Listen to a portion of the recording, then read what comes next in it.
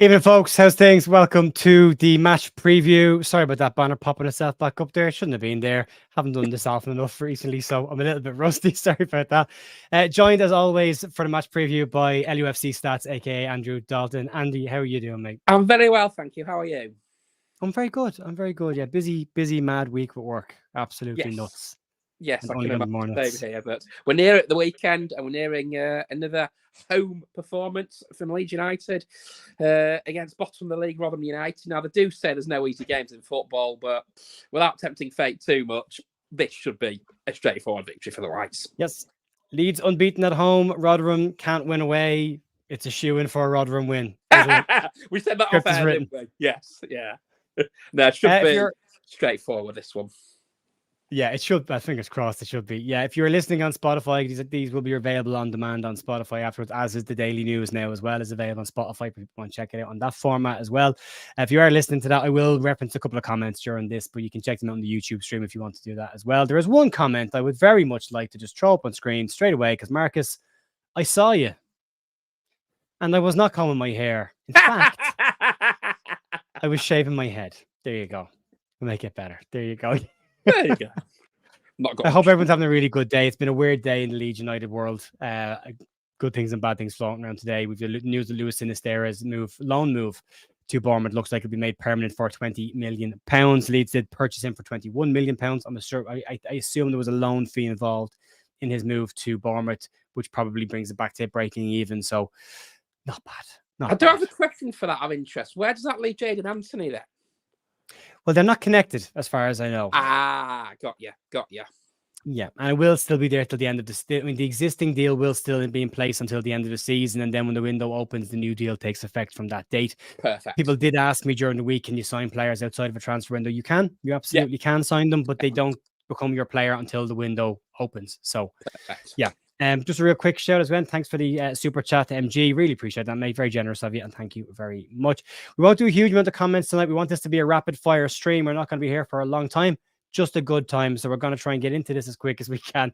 We will start off. It's a 3 p.m. kickoff on Saturday. Leeds United at home in Elland Road against Rotherham United. As Stats has already said, rock bottom of the league. Leeds flying form at the moment. 5 league wins in a row. Everything going well so far. In terms of the form guide, Leeds has said 5 wins in the last 5 games, in third position in the league.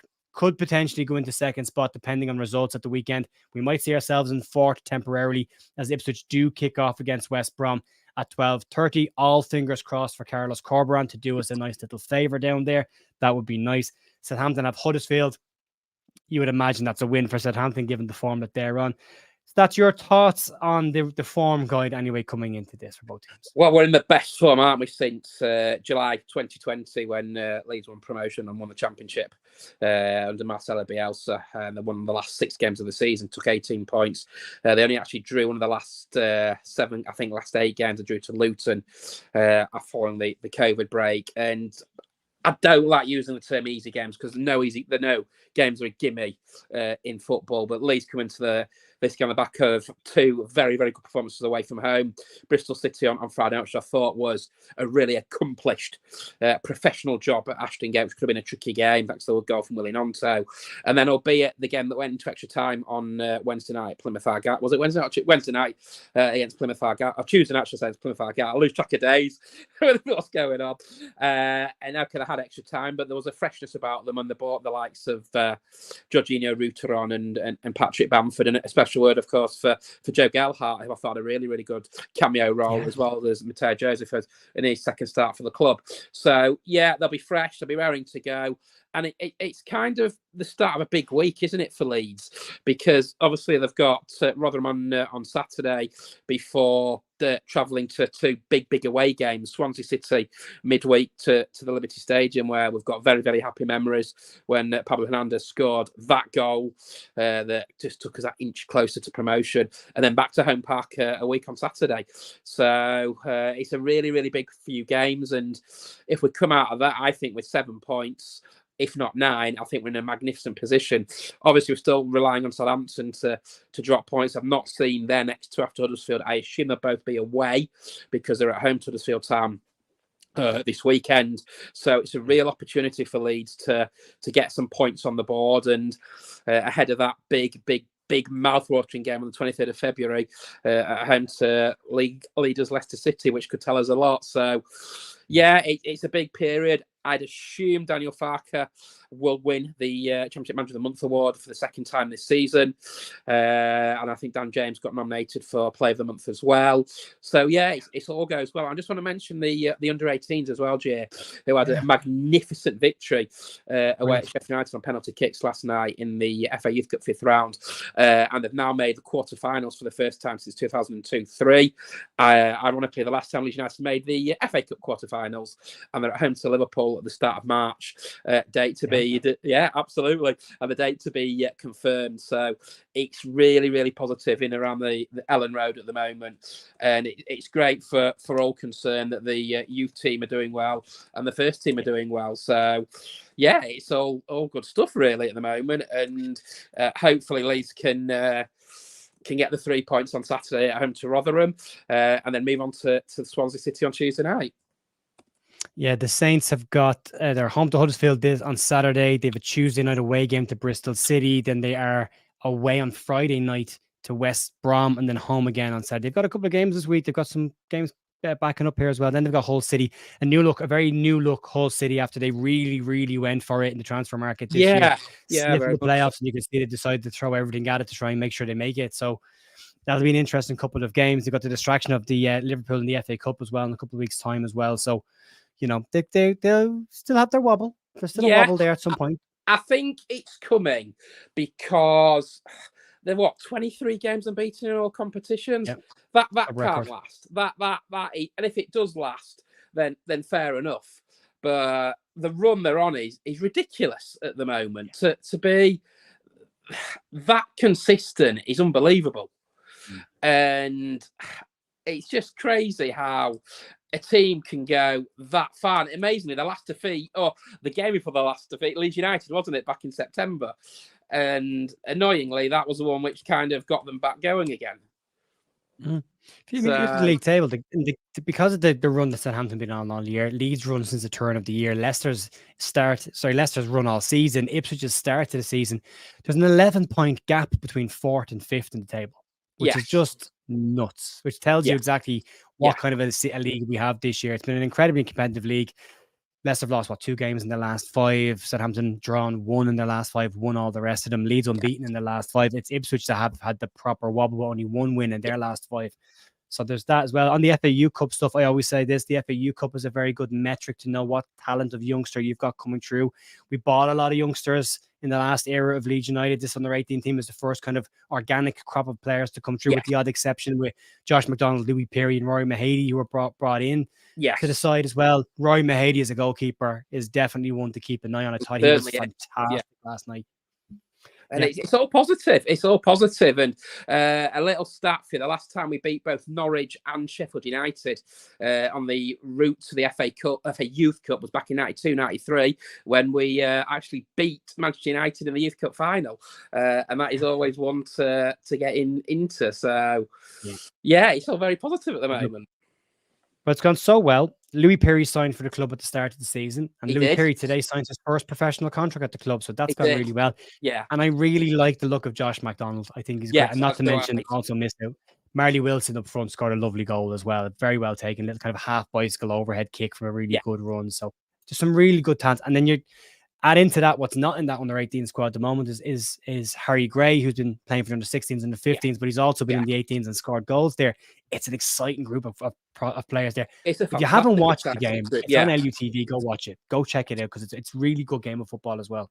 Yeah, very much so. And it all goes well. And I know there's been changes like with Scott Garner moving up and what have you. So it's all very positive. And this is what we want from a football club. And it's funny because if you switch back a year ago, I think someone posted this week on Twitter that Jesse Marsh had just been sacked this time last year. It was all doom and gloom. Nobody knew what was going on. Nobody knew who was taking over. I know Scoops came in for some games, for 3 or 4 games. That didn't quite work. Javi Grazia came in. That didn't quite work. And then all of a sudden, you look at it now, and it's it's unbelievable. It's chalk and cheese. I know we're in a lower league. I get that, but isn't it great winning football matches? It's this thing with the destination and the journey, isn't it? Which would you rather have? Is the destination better than the journey, or is the journey better than the destination? Because I don't know, I've heard, I know Square Ball said this year. Wouldn't it be great to win the championship and stay in the championship and win it again next year, and then win it again the year after, and just win it again the year after? Yeah. But I did do some stuff. I'd probably rather win promotion this year because it does notoriously get tougher, doesn't it? Harder. The teams will come down. Okay, I know we've had the parachute payments. I get that. But yeah, let's get out of this. I want to win the league. I want to get out of the league. I think what the big thing for me is when we won the championship in 2019, 2020, it was under COVID, wasn't it? And we kind of had that taken away from us a little bit because of the situation with lockdowns and what have you. So for me, I just want to get out of this league, get under Fark. And the other side of it is if we don't go up this year, there is a potential you do possibly lose the likes of Jorginho Ruta. You do possibly lose Ethan Ampadu. There is a possibility that players do move on. Joe Roden, another one, might not sign for the club. So for me, I think it's imperative that we do go up this year. Yeah, I think it's really, really important. Just because I think there's a positive building process behind the scene at Leeds. I mean, I did a bit of a joke thing today on the news where we looked at the investor, the sports players investor group were released yesterday of who was actually investing in the club. And I kind of did a run through it. I didn't include I'm get my head, the Australian guy that's involved in the club. I didn't include the main director guys that are in the club. I just included the sports side and then added the York family. And it puts Leeds in a very strong position from a net worth perspective. And I know also the net worth doesn't mean liquid money in the club. No, but it does give you a benchmark of how much money is potentially there to push the club forward. And it looks really, really healthy. Yeah, and that's what we need. And compare this to, as I say, to 12 months ago. It's chalk and cheese, and it's a different club, isn't it? And I think there's real possibilities that this club could go far. And the job that Daniel Farke is doing is quite incredible. And to say someone was questioning him at the start of January after back-to-back defeats, every team goes through a little blip. And Leeds had their blip in December with the away defeats at Preston and West Brom. And Christmas is a notoriously tough period. You get injured, you get suspensions, and what have you. But this team's on a roll, and I am very positive about the future. I even said on Joe's channel when we had the transfer window that this team will still go up, and I maintain that this team will still get promoted. I'm very confident, Stats. I'm so confident. I felt very positive at the weekend. I booked my flights and I booked my hotel for the final game of the season. I'm going to make sure I'm there this time. I'm very confident that we will get up. And I will be there to meet you. Great. Definitely will do that. We'll definitely do that. Super. Right, let's move on a little bit. Let's get in and talk about the team news coming into the game. And it's an injury-ravaged Rotherham United that will face Leeds United. To rattle through a few, Cohen Bramall, he has been an ever-present in their defence all season. He's played the bulk of the game, former Arsenal defender. He is out and out for a significant amount of time.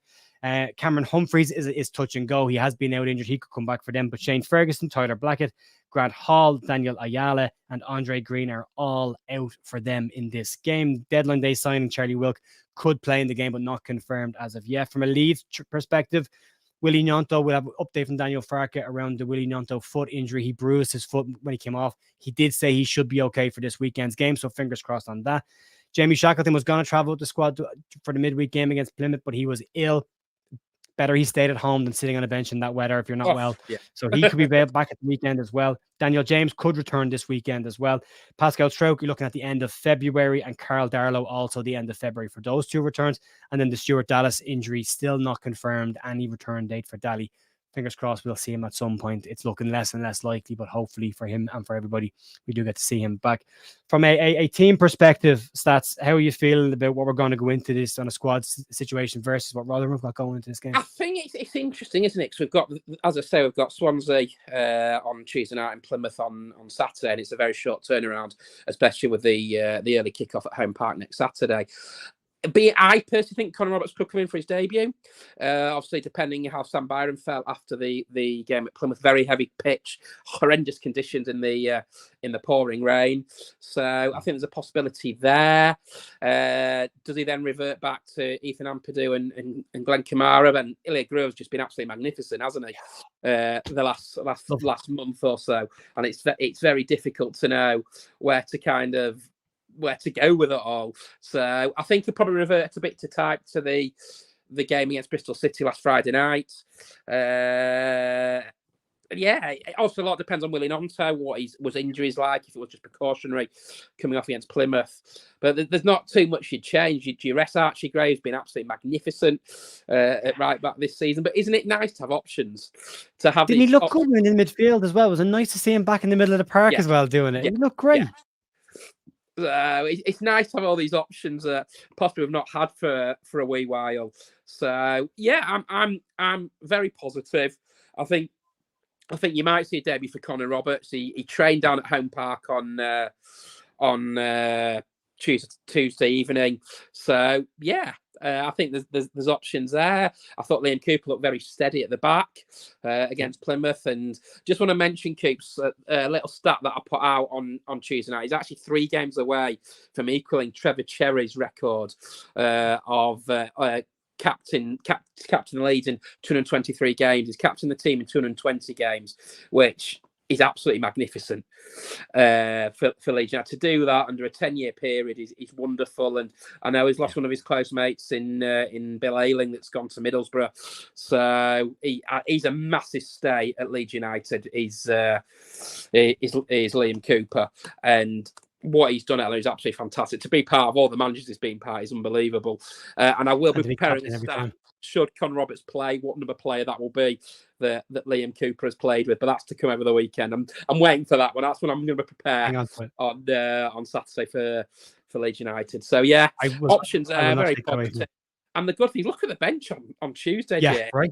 Just like Bamford, Rutter, Somerville, brilliant options off the bench, fantastic. Game-changing options. Options. And they were, and two of them scored.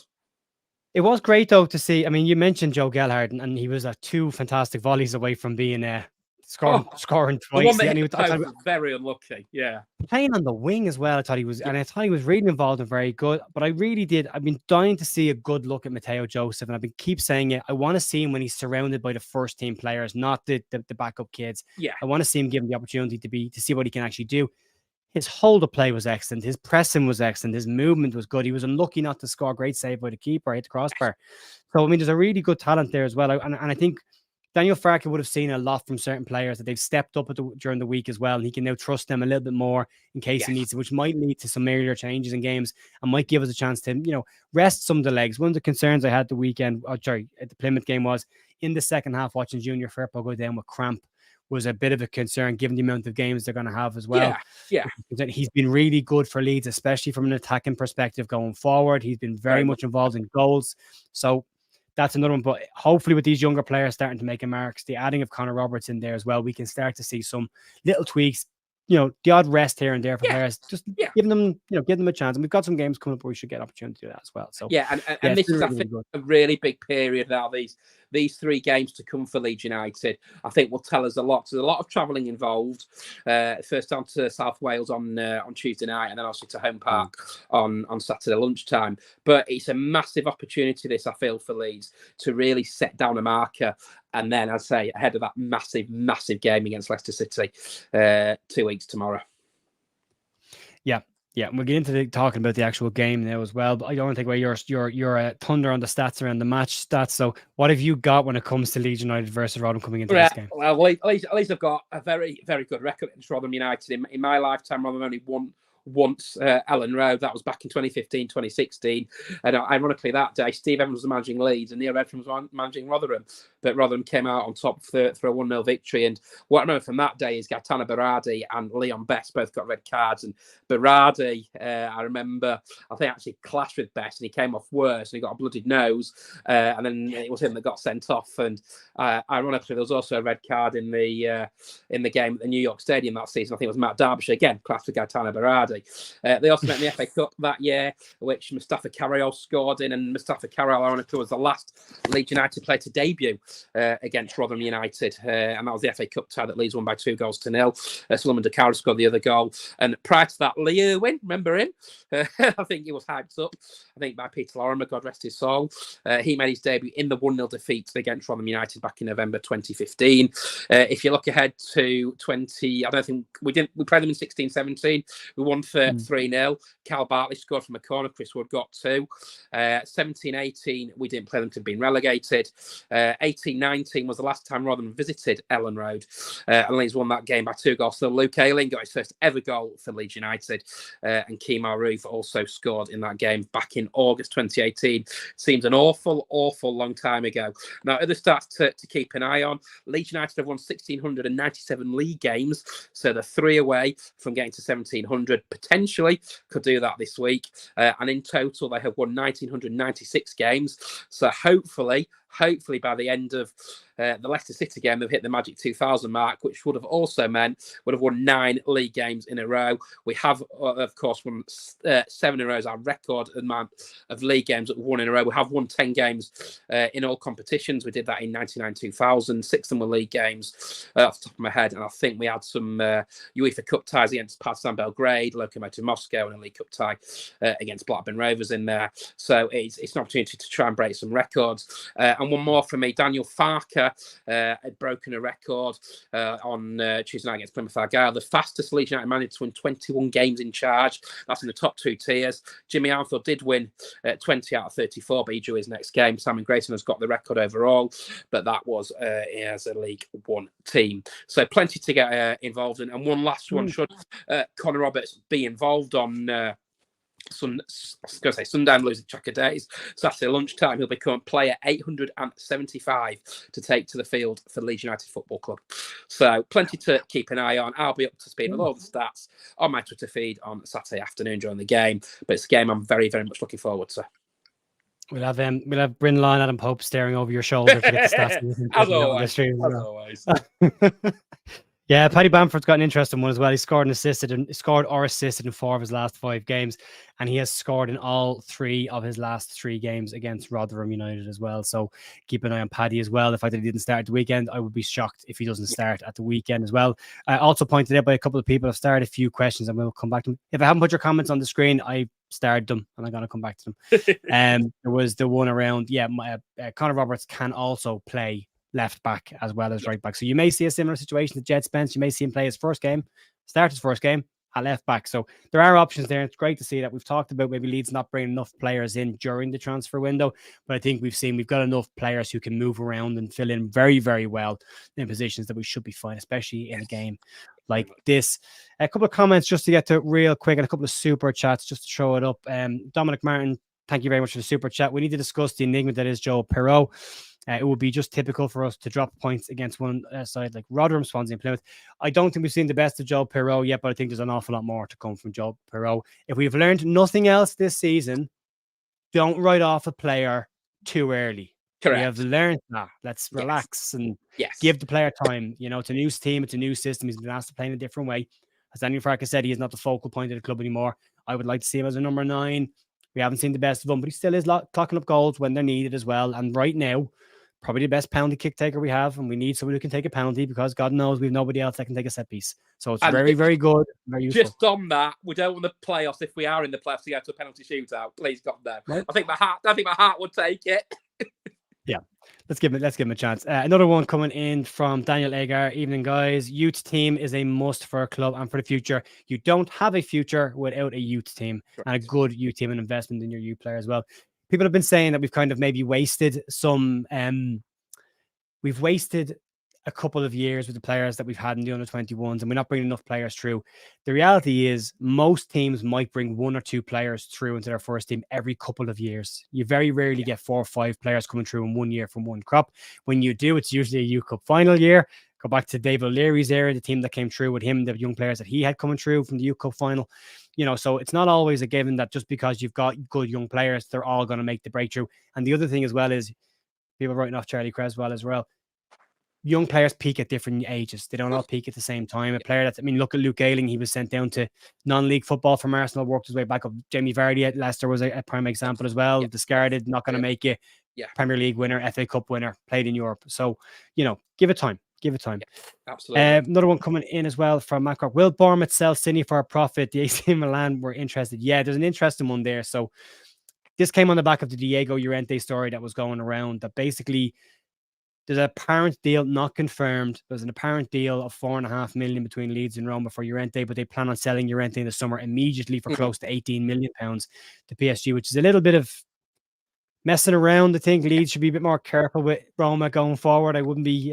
It's a bad look for Roma personally. I think that might damage them with dealing with other clubs in the future. So we'll see what happens. The AC Milan did show a bit of interest in Cindy apparently during the week as well, but only if they sold Rafael Leao to PSG.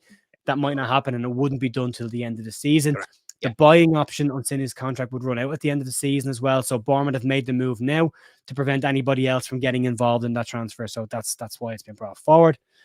And then finally from Michael Pollard, what's the difference between being dropped, rotated, and rested? I thought the rested rotations and a few not dropped. Dropped is simple. Dropped is if you're not in form, you're out of the squad. Or if you've been playing a couple of games and you're on the bench and you're not playing, that's being dropped. That's been dropped. Rotation is taking the player out for a game or two and putting them back in again. Just giving them a rest. Which I think we'll see a bit of over the next 8 or 9 days. Yeah, we will. I'm sure we will. A couple of things I want to talk to you real quickly about as well. Yes. Do you think Conor Roberts starts? Yes, I do. I think he does, because I think he'll, with the schedule we've got over the next 8 days, I think he'll freshen it up. And I think he just needs to, like you said there in that comment with rotation, I think it's a good opportunity against a side that are in dreadful form. They're heading back to League One at Rotherham United. I'm not trying to be disrespectful to the Millers. They're going to be heading straight back down. They're 12, 13 points off safety at the moment. So, yeah, I think Conor Roberts will start on Saturday afternoon. Yeah, I think he will as well. I loved seeing him travel with the team and do a warm-up on a squad. What a way to make an impression, right? There's a bit of attitude. Perfect. Yeah. Loved it. Junior Firpo, I want to talk about his performances recently, especially his attacking performances. We'll talk about his defensive stuff next year. We're in the Premier League. Let's just focus on the good stuff right now and what he's doing really, really well. What have your thoughts been on Junior Firpo so far? Because I thought, again, he had a really good game against Plymouth. Another player that is a confidence player. And again, I think he's got some unfair criticism because of what happened last season. He was an easy target for the so-called Boo Boys. Now, for me, you never boo a player. Yes, you can be critical of them, but you don't boo a player. And Junior Firpo's he's had an injury, he's come back, and he's looked brilliant. His attacking play has been absolutely fantastic, and he's working on his defensive play, and it all come for him. I think he did an interview with Pope. I can't remember after which game it was, or whether it was the Norwich game or the home game before and against Preston. But he said it had got to him, it had affected his confidence, and footballers thrive on confidence, and I think at the moment Junior is thriving on the confidence. And long may it continue. Look, it might be all different in a year's time. I'm not even thinking about the Premier League. We're still a championship club at this moment in time. Hopefully that'll come for a conversation in May, June time. There's a lot of football to be played before we start thinking about that. And I think Junior Firpo, for me, has really, really improved. He's got his head down. He's got a smile on his face. And he's a confidence player. And I think that's all that matters, really. It really is. Confidence is a huge part of football. He did struggle defensively last year, but last year was such a mess for him. I was critical of him. I put my hand up and admit I was very critical of his performances. And I will go back to the stuff we've talked about off camera about Patrick Bamford. There is critical and there is insulting. Yes. You can be critical without being personal, and we'll make sure we do that. Like we're talking about performances of players as football and football only, and that's where it should stay and that's where it should live.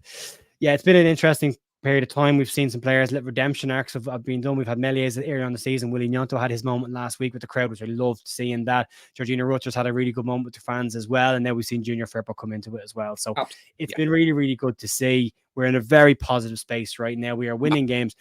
And then we're winning the tricky games as well against the teams where we've struggled to break them down before in the first half of the season. Now we're seeing that we've actually learned and we're developing and getting better, and we're showing that we can actually break down these teams when we have to do, which is, I think, is massively positive. Yeah, me too. And that's what I'm really looking forward to. The last I can't believe we've got 16 games. The season's just flown by. 16 games to go. We probably need 12 wins to get back up, which will take us, 12, 30, 90 odd, 90 odd points. It might not be enough. You never know, depending on what Southampton do between now and the end of the season. But I'm positive. I think we'll go up. I said it even at halftime against Norwich City. Leeds will win promotion. I should put a bet on it. Please gamble responsibly. But yeah, I'm really positive at the moment, and it all goes well for this last part of the season. We'll finish up on the question that's on screen because it's a very good question, and that's: does Stroud come straight back in when fit, or do you stick with Ampadu at centre back? And you're missing the one jigsaw piece in that line of text that's missing. Ilya Gruev as well. Yeah. Because how do you drop that man? The big one for me against Plymouth, he's had like 90% pass accuracy, and the volume of passes he gets through, it makes that stat look even better. Yeah. But the weather conditions against Plymouth the other night, and he had a 97%, 94% pass accuracy, and Joe Rode on a 93% pass accuracy from a centre back in those conditions. That's the first thing you got to take into consideration. Yeah. You change a winning team? Nah. No. Then again, I think you start Conor Roberts. So pull it this way. I'm not Daniel Farker. He'll make the decision for them. I'm sure he'll say it's a nice headache to have. He's got really strong options because Pascal's been brilliant for us this season as well. Folks, we're going to wrap it up. We're going to leave it there. Stats before we go. Anything you want to leave us with? Any score predictions as well? Yes. Leeds United 5, Rotherham 0. I'm going big. I fancy us big time. I really do. I think someone's going to get it on this before the end of the season. We're in great form. They're in awful form. Early goal, settlers down. I think we'll have a bit of a field day on Saturday afternoon. Yeah, I'm going to go 4-0 and see where we go from there. I've seen some 6s thrown around as well. We've been saying it all year. At some point, the chances that we're wasting in front of goal are all going to go in. Yes. It's got to happen at some point. Law of averages. It will happen. Folks, Stats, first thing, thanks very much for joining me. Anytime. Always a pleasure, mate. Everyone, thanks for watching. Really, really appreciate it. Go check out today's news video. I could do with the views. Yeah. Go check that out. There's some interesting stuff in it. And I will be back tomorrow morning for more Leeds news. We've got some interesting stories to kick off tomorrow morning already. Enjoy the rest of your evening, and I will talk to you very, very soon. Have a great evening. Mind yourself.